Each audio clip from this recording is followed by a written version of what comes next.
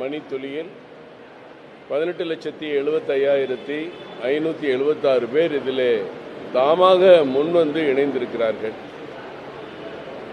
வீத லீடர் அமைப்பில் இணைபவர்கள் அனைவருமே மரியாதைக்குரிய திரு கே அண்ணாமலை எக்ஸ் ஐபிஎஸ் அவர்களுடைய தலைமையை ஏற்று அவருடைய செயல்பாட்டிற்கு ஆதரவு தந்து இந்த வீத லீடரிலே தங்களை இணைத்திருக்கிறார்கள். இந்த வீத லீடர் அமைப்பு விரைவாக ஒரு 50 லட்சம் உறுப்பினர்களுடைய இலக்கை எட்டியவுடன் அரசியல் அமைப்பாக மாறும் என்று இதனுடைய தலைவர் தலைமை சேவகர் மரியாதைக்குரிய அண்ணாமலை அவர்கள் ஏற்கனவே உங்களுக்கெல்லாம் தெரிவித்திருக்கிறார்கள்.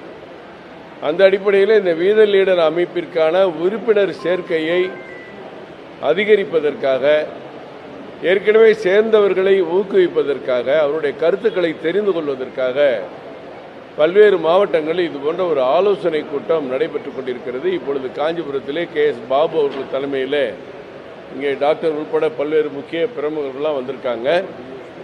இவங்கெல்லாம் அரசியல் கட்சிகள் இல்லாதவங்க கூட இங்கே வந்திருக்காங்க. அவங்கெல்லாம் அண்ணாமலை வருகையை எதிர்பார்க்கிறார்கள். தமிழகத்திற்கு அவர் தலைமையேற்க வேண்டும் விரும்புகிறார்கள். அடுத்த 2 தலைமுறைகளுக்கு ஒரு இளம் தலைவர் கிடைத்து விட்டார் என்ற ஆசையிலே அந்த எதிர்பார்ப்பிலே வந்திருக்கிறார்கள். அவர்களுக்கு ஒரு கருத்தாலோசனை கூட்டம், அவருடைய கருத்துக்களை கேட்டு அதில் முக்கியமான கருத்துக்களை தலைவர் திரு அண்ணாமலை அவர்களுக்கும் தெரிவிக்கும் பொருட்டும் இந்த கூட்டம் ஏற்பாடு செய்யப்பட்டிருக்கிறது.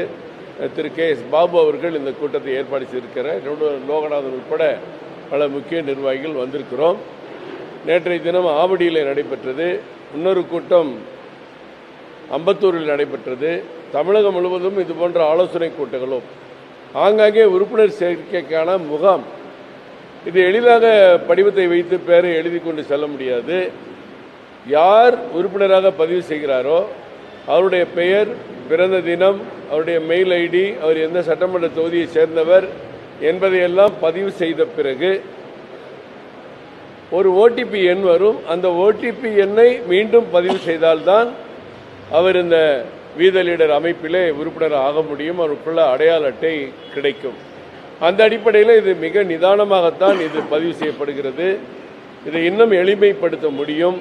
ஒரு இலக்கை எட்டிய பிறகு இந்த மிஸ்டு கால் போன்ற உறுப்பினர் சேர்க்கைக்கான அடுத்த கட்டமும் தலைவர் அவர்களால் அறிவிக்கப்பட இருக்கிறது என்பதையும் தெரிவித்துக் கொள்கிறேன். மரியாதைக்குரிய அண்ணாமலை அவர்கள் ஜூலை 12 ஒரு முதல் நிகழ்ச்சியாக இந்த போதை தடுப்பு நிகழ்ச்சிக்காக, போதை ஒழிப்பு நிகழ்ச்சிக்காக, போதையை கைவிட வேண்டும் என்று இளைஞர்களையும் மற்றவர்களையும் வலியுறுத்தும் நிகழ்ச்சியாக பொள்ளாச்சியிலே மிக பிரம்மாண்டமான நிகழ்ச்சி ஏற்பாடு செய்யப்பட்டிருக்கிறது.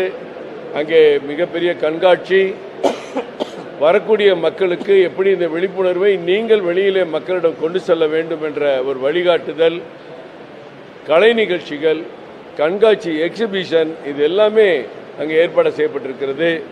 அதை முடித்து ஜூலை 26 திருச்செந்தூரிலே ஒரு பிரம்மாண்டமான பொதுக்கூட்டத்திலே திரு அண்ணாமலை அவர்கள் கலந்து கொண்டு பேச இருக்கிறார். அதே போன்று ஆகஸ்ட் 2வது வாரம் சுற்றுச்சூழல் தினத்தை எல்லோரும் கடைபிடிக்க வேண்டும், சுற்றுச்சூழலை மேம்படுத்த வேண்டும் என்ற அடிப்படையிலே சென்னையில் ஒரு பிரம்மாண்டமான மாரத்தான் ஓட்டத்திற்கும் ஏற்பாடு செய்யப்பட்டிருக்கிறது. இதற்கிடையே வருகிற 3, 4, 5 வட அமெரிக்காவில் இருக்கிற தமிழர்கள் எல்லாம் 25,000 பேர் ஒன்று சேர்ந்து ஒரு மாபெரும் நிகழ்ச்சி ஏற்பாடு செய்திருக்கிறார்கள். அந்த நிகழ்ச்சியிலும் திரு அண்ணாமலை அவர்கள் கலந்து கொள்வதற்காக அங்கே நியூ ஜெர்சிக்கு செல்ல இருக்கிறார் என்பதையும் தெரிவித்துக் கொள்கிறேன். தமிழகத்திலே ஜூலை 12க்கு பிறகு ஒவ்வொரு மாவட்டமாக பல்வேறு நிகழ்ச்சி, ஒரு நிகழ்ச்சி என்றால் அதில் ஏதாவது ஒரு குறிப்பிட்ட சமூக பொறுப்புள்ள ஒரு கடமை அங்கே இருக்கும், ஒரு செயல்பாடு இருக்கும். அதிலே அவர் கலந்து கொள்ளும் விதமாக ஒவ்வொரு திட்டமிடலும் நடைபெற்றுக் கொண்டிருக்கிறது.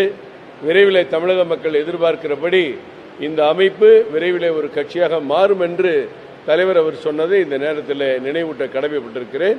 இன்றைக்கு இந்த காஞ்சிபுரம் கூட்டம் நடைபெறுகிறது.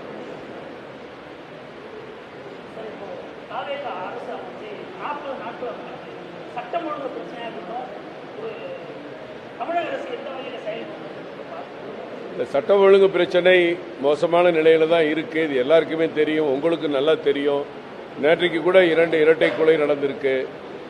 இந்த சட்ட ஒழுங்கு பிரச்சனையில் அதிக கவனம் செலுத்தணும். ஐஏஎஸ் ஐபிஎஸ் மாநாடு நடத்துகிறார் முதலமைச்சர். அவங்கள்ட்ட முக்கியமாக இதை பற்றி தான் அவர் பேசணுங்கிறத நாங்கள்லாம் எதிர்பார்க்குறோம். பாராட்ட வேண்டிய விஷயங்கள் இருக்கலாம், பாதிக்கப்படக்கூடிய விஷயங்கள், அரசை கண்டிக்கக்கூடிய விஷயங்கள் இருக்கலாம். எங்கள் தலைவர் அண்ணாமலை அவர்களை பொறுத்தவரை இரண்டையுமே அவர் கவனிப்பார். பாராட்ட வேண்டிய இடத்திலே பாராட்டுவார். அரசு குற்றம் செய்தால், குறை செய்தால் அதை குறிப்பிட்டு அதை திருத்திக் கொள்வதற்குமான அறிக்கைகளும் இருக்கும். இன்றைக்கு கூட ஒரு அறிக்கை வந்திருக்கிறது. ஒரு அரசு வேலைக்கு ஆள் எடுப்பதற்கு 5 ஆண்டுகளுக்கு முன்பு ஒரு வயது வரம்பு நிர்ணயம், அதை திடீரென்று மாற்றுகிற பொழுது ஏற்கனவே இருந்த சீனியர்ஸ் பாதிக்கப்படுவார் என்று இன்றைக்கு சொல்லியிருக்கிறார். திமுகவினுடைய ஆட்சியில் கடன் எப்படி இருக்கிறது என்பதை மட்டும்தான் வெள்ளை அறிக்கை சொல்கிறது, நிதி வெள்ளை அறிக்கை. ஆனால் அதில் எப்படி இந்த தவறுகள் நேர்ந்தது என்பதையும் கண்டுபிடித்து நடவடிக்கை எடுக்க வேண்டும் என்றும் சொல்லியிருக்கிறார். அதே நேரத்தில் பாலியல் பலாத்கார சம்பவங்களை எல்லாம் கண்டித்தும் அவ்வப்போது சொல்லிக் கொண்டிருக்கிறார்கள். அரசாங்கம் 40 நாளில் எதையுமே சாதித்து விட முடியாது, எல்லா குற்றங்களும் போய்விட முடியாது. அதே நேரத்தில் அரசு கவனமாக இருக்க வேண்டும் என்று திரு அண்ணாமலை அவர்கள் பல்வேறு நேரத்தில் சுட்டிக்காட்டியிருக்கிறார். ஒரு அமைச்சர் மீது ஒரு குற்றச்சாட்டு வருகிறது. அவர் ஸ்டேடியத்தில் அமர்ந்து ஒரு போதைப் பொருளை அந்த ஏடிஎம் கார்டில் எப்படி அவரை தேய்ச்சி ஒரு 500 ரூபா நோட்டை வச்சு அந்த வீடியோ நம்ம பார்க்குறோம். அவர் இல்லை, அது குழந்தை கொடுக்குற மாத்திரைன்னு அவர் சொல்கிறாரு. ஆனால் இன்றைக்கு முதலமைச்சர் அதுக்கான ஒரு தனி ஒரு புலனாய்வு அதிகாரிகளை வச்சு நாங்கள் பார்க்க போகிறோம் அப்படின்னு சொல்லியிருக்கிறாரு. இப்படி பல்வேறு நிகழ்ச்சிகள் இருக்கு. அது இனிமேல் போக போக தான் அவங்க மாற்றிக்கொள்ள வேண்டும். அரசாங்கத்திட்ட இருந்து அவங்க எதிர்பார்க்கிறது வெறும் வெள்ளை அறிக்கைகளை மட்டும் இல்லை, மக்கள் எதிர்பார்க்கிறது. வெள்ளை அறிக்கையை தெரிஞ்சு என்ன பண்ண போகிறோம்? வெள்ளை அறிக்கையை சொல்வதன் மூலம் கடந்த திமுக ஆட்சியில் என்ன தவறுகள் நடைபெற்றதுன்னு சுட்டிக்காட்ட தான் நம்ம முன் வர்றோம். ஆனால் இப்போ இங்கே இருக்கிற தாய் குளங்கள் வீட்டுக்கு 6 சிலிண்டர் இலவசம் எப்போ தருவீங்கன்னு கேட்பாங்கல்ல, அதுக்கு வேண்டிய நடவடிக்கைகள் இருக்கணும்ல. படித்து விட்டு இருக்கிற 25 லட்சம் இளைஞர்களுக்கு நாங்கள் மாதம் 4000 ரூபா கொடுப்போம்னு சொல்லியிருக்கோம்ல, அதை எதிர்பார்த்துட்டு இருக்காங்க. வெள்ளை அறிக்கைகளை மட்டும் எதிர்பார்க்கல. எனவே ஒவ்வொரு விஷயத்திலும் தமிழக அரசு இந்த வெள்ளை அறிக்கைகள் கொடுப்பது மட்டுமின்றி கொடுத்த வாக்குறுதிகளை எப்படி நிறைவேற்றப் போகிறோம். ஏற்கனவே விவசாயிகளுக்கான கடன் முழுமையாக தள்ளுபடி செய்ய வேண்டும் என்று விவசாயிகள் போராடுகிறார்கள். அதில் 35,000, 50,000, 75,000ன்னு நம்ம கணக்கு வச்சுட்டு இருக்கோம். இப்போ 2 லட்சம் 3 லட்சம் கடன் வாங்கினவங்களுக்கெல்லாம் அந்த கடன் தள்ளுபடியே இல்லை என்ற நிலை வந்துடுது. இன்றைக்கி வெறும் 50,000 கடன் வாங்கிய விவசாயிகள் எப்படின்னு பார்த்தா வெறும் 14% தான் இருக்காங்க. மீதி 86% விவசாயிகள் 1 லட்சம் 1.5 லட்சம் 2. அப்போ அவங்களுக்கெல்லாம் கடன் தள்ளுபடி இல்லையா?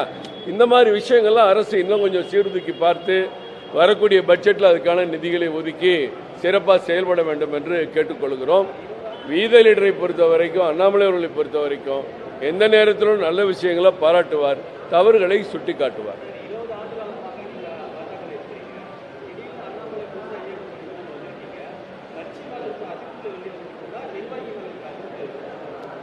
கட்சி மேல அதிருப்தி, அங்கே இருக்கிற நிர்வாகிகள் மேல அதிருப்தியெல்லாம் 2ஆம் பட்சம்.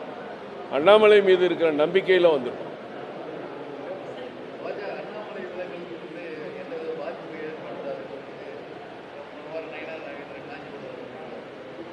சார், ஒரு மாநில பிரிவினுடைய தலைவர் அப்படி தானே சார் சொல்லணும்.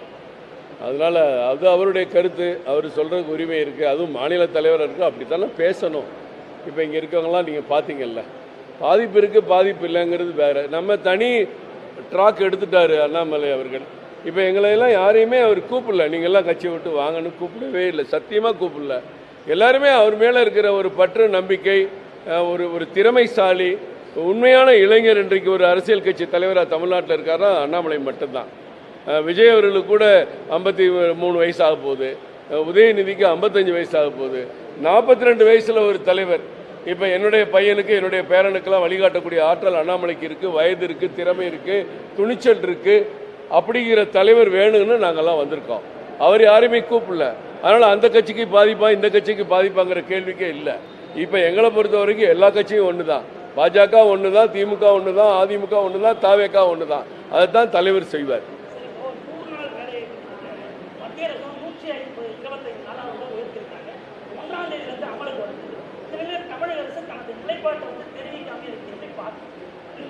இவங்க தெரிவித்தாலும் தெரிவிக்காட்டியும் 125 நாள் வேலை திட்டம் அறிமுகப்படுத்திட்டுருச்சு. அதை நிறைவேற்றிட்டாங்க பார்லிமெண்ட்டில். அதில் எந்தவித இடையும் இருக்க போகிறதில்ல. ஒரே விஷயம், அவங்களுக்கு கொடுத்த சம்பளத்தில் 60-40ன்னு பிரித்து கொடுக்குறாங்க. இப்போ ஏற்கனவே 100 நாள் திட்டத்துக்கு முழுமையாக மத்திய அரசு பணம் வந்துச்சு, மீதி 25 நாள் திட்டத்துக்கு மாநில அரசு வரட்டுமே. எப்படியோ ஒரு ஏழை மக்களுக்கு 100 நாள் சம்பளத்தை 125 நாளாக கிடைக்கும் போது ஏன் வேண்டான்னு சொல்லணும்? மாதம் இன்னைக்கு 31,000 ரூபா கிடைச்சவங்களுக்கு 38,000 ரூபா கிடைக்க போகுது வருஷத்துக்கு. அது நல்லது தானே? இதை எதுவுமே பதில் சொல்லாமல் இருக்கிறது தவறு. விரைவில் சொல்லுவாங்க, அது தமிழக பட்ஜெட்டில் அறிவிப்பாங்கன்னு நினைக்கிறேன்.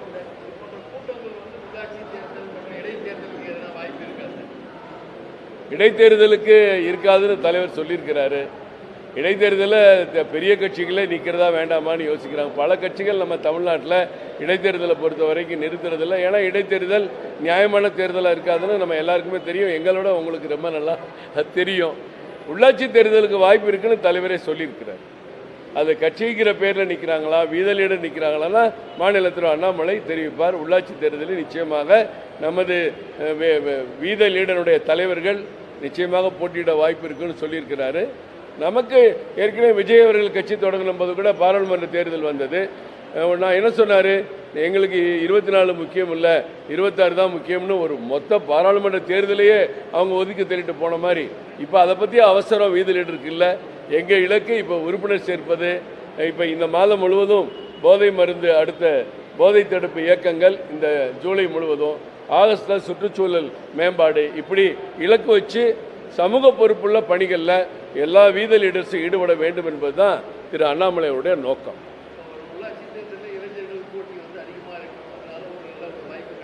நிச்சயமா அண்ணாமலையையும் இளைஞர்களையும் பிரிக்கவே முடியாது. நிச்சயம் வாய்ப்பு இருக்கு.